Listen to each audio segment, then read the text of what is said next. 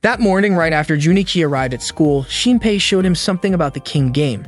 Shinpei asked if things had progressed between Junichi and his girlfriend. Junichi admitted that nothing much had changed. Shinpei then suggested that what Junichi needed right now was to play the king game. Junichi questioned why they should play a game like that if it was just the two of them. Shinpei explained that Junichi needed help from his friends. He said that girls tend to lower their guard when they're having fun, and that was exactly what the king game was about. Shinpei reminded Junichi that he had 3 awesome friends. Keigo reassured him that the 3 of them would do whatever it took to help Junichi achieve what he wanted. As a favor in return, Shinpei asked Junichi to invite Yukana's friends to hang out at Yukana's house. Junichi agreed to do it. During lunch break, as usual, Junichi was having lunch with Yukana behind the school building. He was trying to figure out how to invite her friends. Yukana noticed that Junichi wasn't paying attention to what she was saying. When he realized this, Junichi apologized and asked what they were talking about. Apparently, Yukana was bringing up plans for summer break. Junichi asked what was up with summer break. Yukana lightly tapped his forehead and said that she wanted to go somewhere with him during the holidays. Junichi asked her to decide where they should go, and she told him she wanted them to do a lot of fun things together during summer. Junichi was surprised that a sweet girl like Yukana was thinking about spending summer vacation with him. If she had invited someone else, maybe it wouldn't have bothered him, but she chose him. He worked up the courage to ask if he could visit her house after school. Yukana was surprised, but shyly said it was okay. Then, Junichi said he also wanted to bring his friends, Ranko and Nene. Yukana's expression suddenly turned cold, and Junichi couldn't figure out why. Yukana said he should let Nene know and she would tell Ranko. Junichi asked why Yukana seemed upset, but she brushed it off and said they would all hang out together after school. The sudden change in Yukana's tone really confused him. Unexpectedly, Yui overheard their conversation. When the final bell rang and school was over, Junichi was waiting for Yukana at the front gate. He felt nervous since he had never been to her house before. Earlier, before leaving class, Yukana had told him to come straight to her house. Junichi mentioned that the others would go home first and then come over later. He started imagining the possibility of being alone with Yukana at her place before the others arrived, and the thought made him blush. He even found himself wanting to kiss her right then and there. Suddenly, Yu called out to him. Surprised, Junichi quickly snapped out of his daydream. Yui asked why he was swaying back and forth like that. Embarrassed, Junichi told her not to worry about it. Yu assumed he must be waiting for someone. When Junichi said he was waiting for Yukana, Yu guessed they were going on a date, but Junichi clarified that they were just going to hang out with a group at Yukana's house. Yu stayed quiet for a moment, and Junichi asked why she hadn't gone home yet. Yu said she had some free time, but Junichi didn't respond. She moved a little closer and repeated that she had time. Junichi didn't really understand what she was trying to say.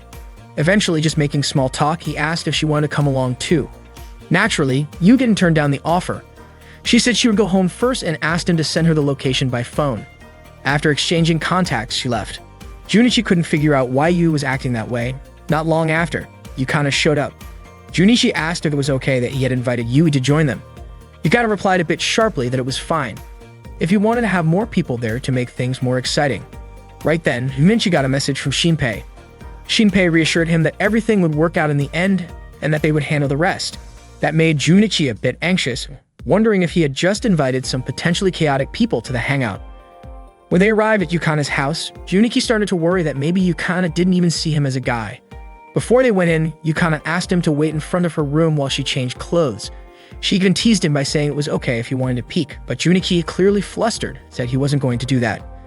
Yukana smiled because she knew Junichi would never actually go through with it. Junichi was waiting for Yukana, but curiosity started to get the better of him. Just as he was about to peek through the door, Yukana suddenly appeared, startling him. She invited him into her room.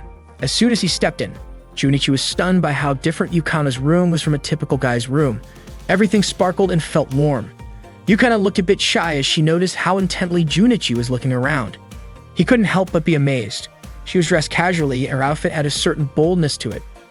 Her braided hair gave her a completely different look, and Junichi found himself captivated. Her outfit also revealed part of her chest, which made Junichi even more nervous. Yukana asked him not to stare so much. Embarrassed, Junichi quickly apologized. She then asked if he really liked her chest that much, which only made him more flustered. To change the subject, he nervously asked where her parents were. Yukana casually said they weren't home. That's when Junichi realized she had been upset earlier because he had invited others to come over too. He started to think maybe she had wanted to spend time alone with him, and he regretted not being braver. If only he had picked up on the moment, maybe the two of them could have had the whole evening together. As Yukana got closer, Junichi reached out, unsure of what he was doing, only to be interrupted when Renko, Nene, and Yui suddenly showed up, completely ruining the moment. Junichi was mortified. Yukana asked how Renko had even gotten into the house since she had locked everything. It turned out Renko had used the spare key Yukana usually kept in the same place. Renko asked what Yukana had been planning to do with Junichi, and Yukana admitted she had just been teasing him. Besides, she knew Junichi would never have the guts to try anything inappropriate.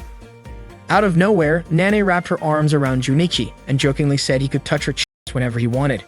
Junichi quickly asked her to let go. Then, without warning, Yui kicked Junichi, causing him to fall over. Smiling, she apologized and claimed it was an accident. Renko seemed confused about why Yui had joined in all of this, but Yui just asked if visiting a classmate was really that strange. Junichi couldn't believe how what started as a simple visit was now turning into pure chaos. Just then, the doorbell rang. Junichi's 3 closest friends had arrived. He was shocked by how they looked. Shinpei admitted he had dressed up to make an impression on the girls. Keigo had shown up looking like a rebellious character straight out of a manga, and Minoru's outfit was loud and over the top. He even brought 2 recorders with him as some kind of weird introduction. Junichi couldn't understand why the 3 of them would show up dressed like that. Yukana, meanwhile, couldn't stop laughing at the sight. Junichi introduced his friends to everyone. As soon as they saw Renko, they were visibly impressed. Renko then asked what they were planning to do now that everyone was here. Shinpei suggested playing a fun party game, King's Game. Junichi had a feeling he had just let his friends steer the whole direction of the evening. To his surprise, Yukana actually seemed interested in playing. Yu quickly said she hoped no one would make her do anything inappropriate. Keigo and Shinpei were startled and immediately said they weren't that kind of guys. Shinpei added that nothing inappropriate would happen during the game. Nene was eager to start.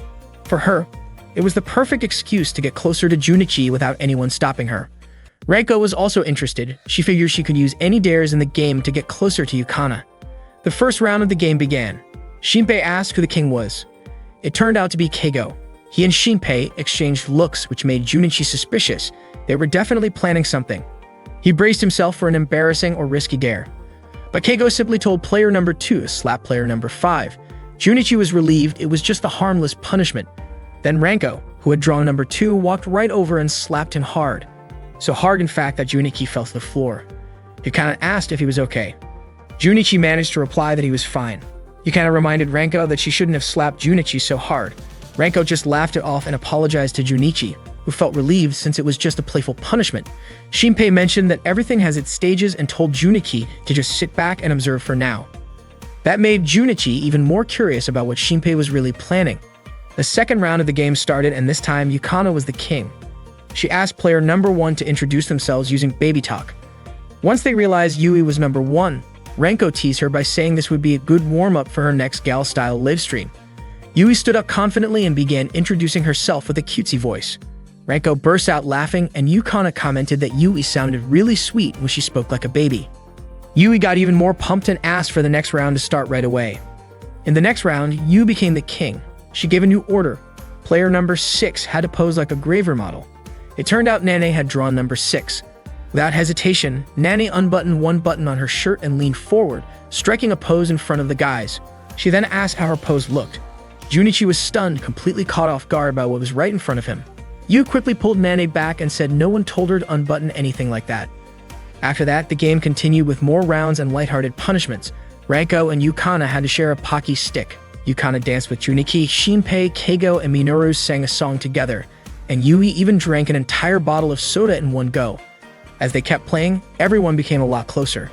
Junichi asked Shinpei what he had planned next. Shinpei explained that in the upcoming round, Junichi would get to kiss Yukana, and the rest of the guys would get their moment too. Junichi wondered how that would work. Shinpei revealed that he had secretly modified the chopsticks they used in the game so that one was longer and easier to identify. That way, he could rig the game to become king and control the outcome. He also knew which player got which number. He asked Junichi to hold the sticks so it wouldn't look suspicious if Shinpei won again. Junichi started to question everything.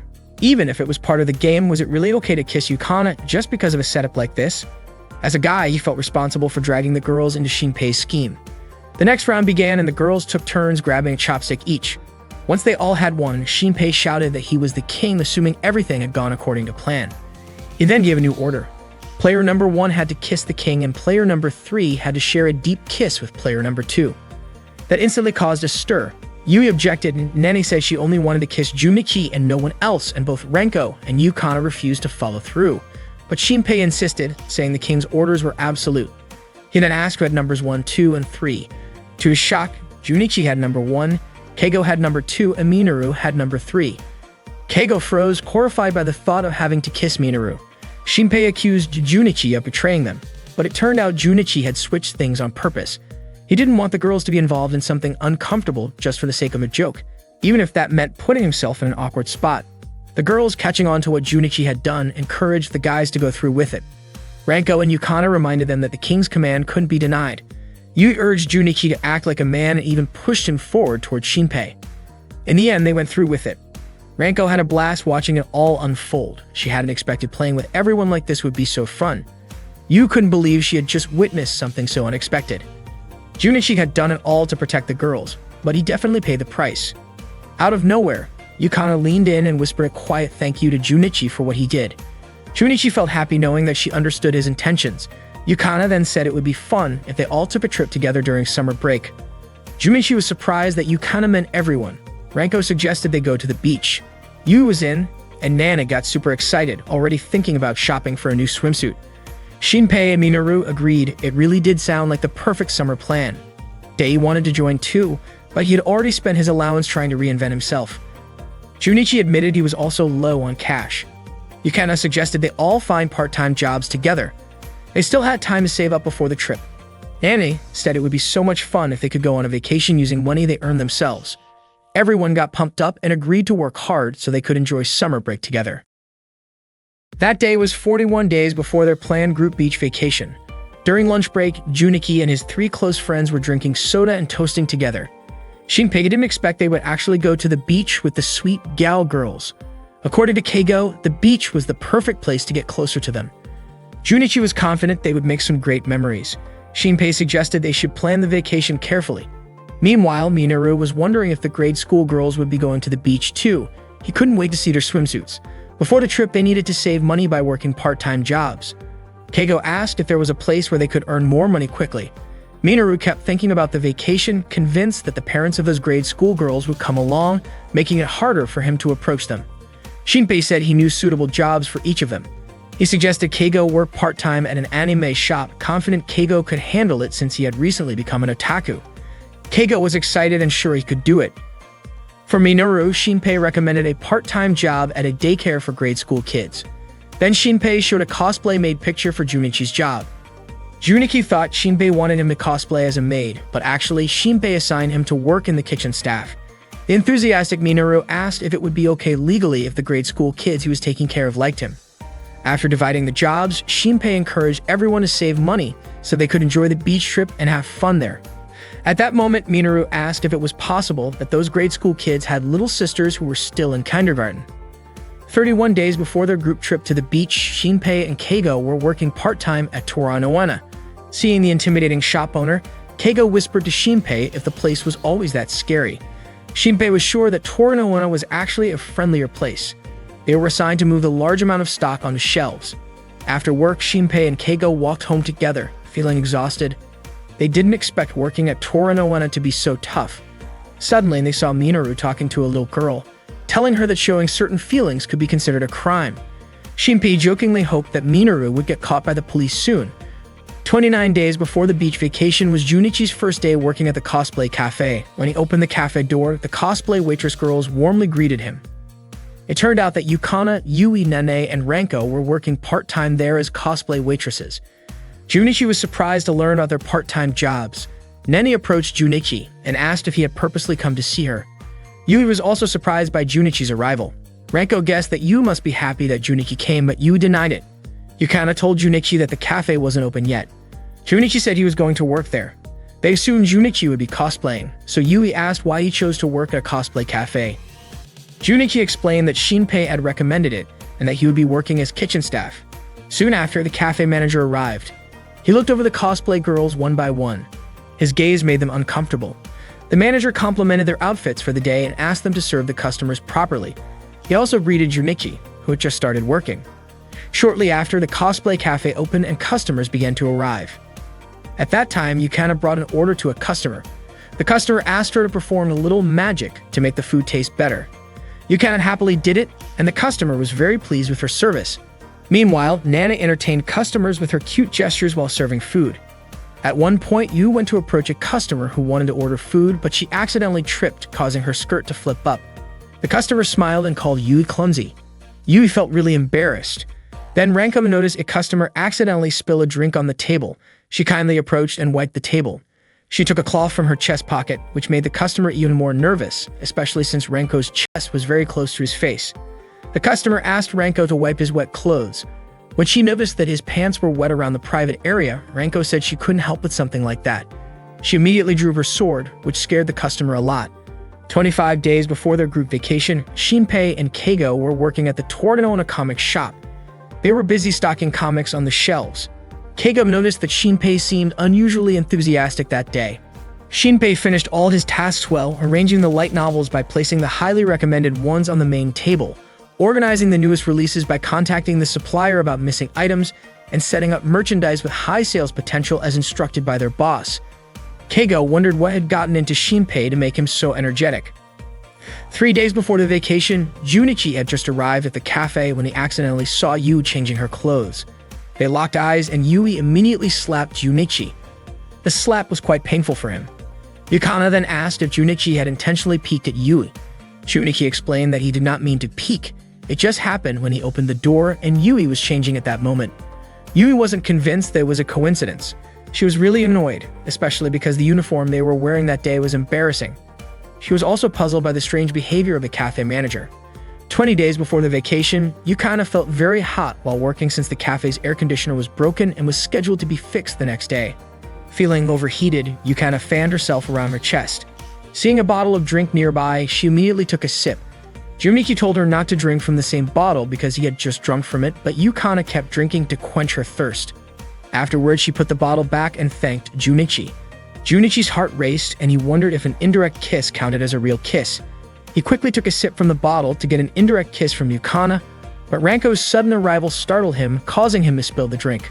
Ranko apologized, and Junichi was quite frustrated that his indirect kiss had been ruined. 18 days before the vacation, the owner of the Torino shop announced that he would temporarily hand over management to Shinpei.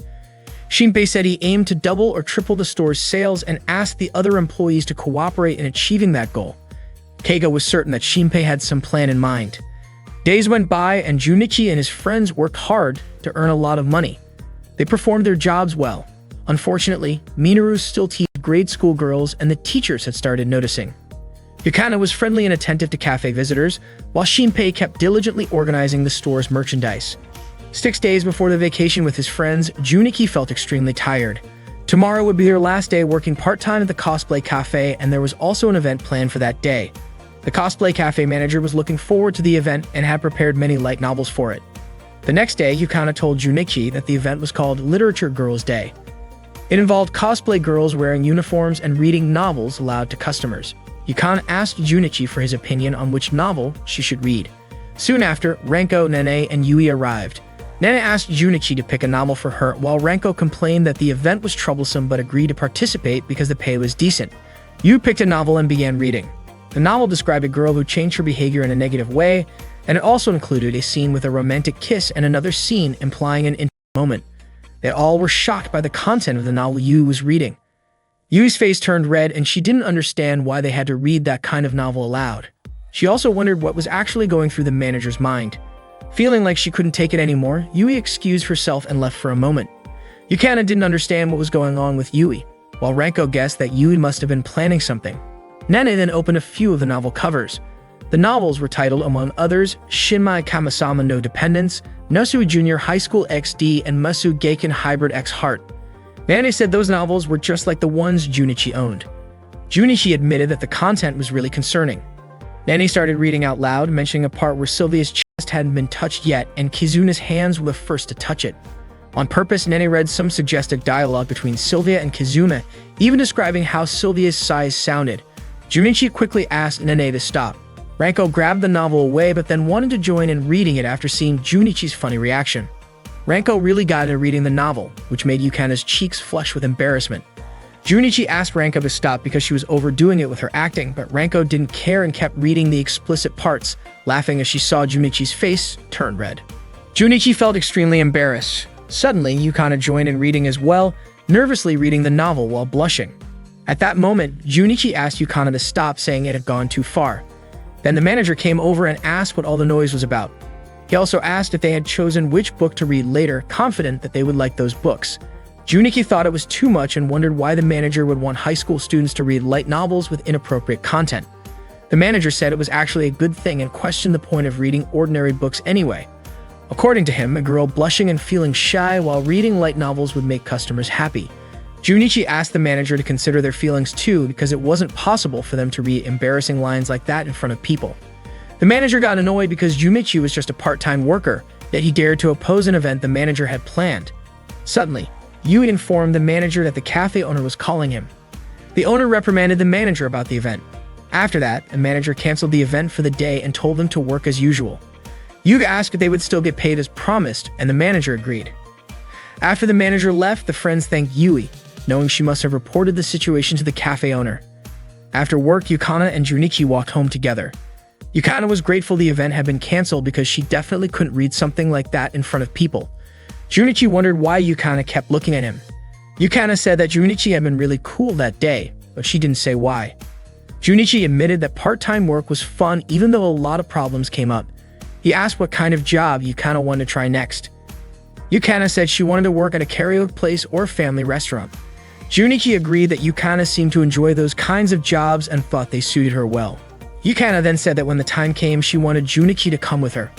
But it wasn't just about work. She also wanted to do other things with him, like going out eating together and going home together. Junichi smiled and said, wasn't that something they were already doing? Yukana said she wanted to spend Christmas and birthdays with Junichi, and then buy matching items like phone charms or keychains. Then, blushing shyly, she said she wanted to take a photo with Junichi. Junichi was surprised, but Yukana quickly said it was nothing special. Junichi said that if they went to the beach later, it would definitely be a lot of fun, and since there would be many friends, it wouldn't be boring. Suddenly, Yukana said she understood they would go to the beach with others, but next time she wanted to go somewhere just the two of them. Junichi was shocked by that request. Yukana repeated that she wanted to go just the two of them, and Junichi nodded, feeling really happy and looking forward to it.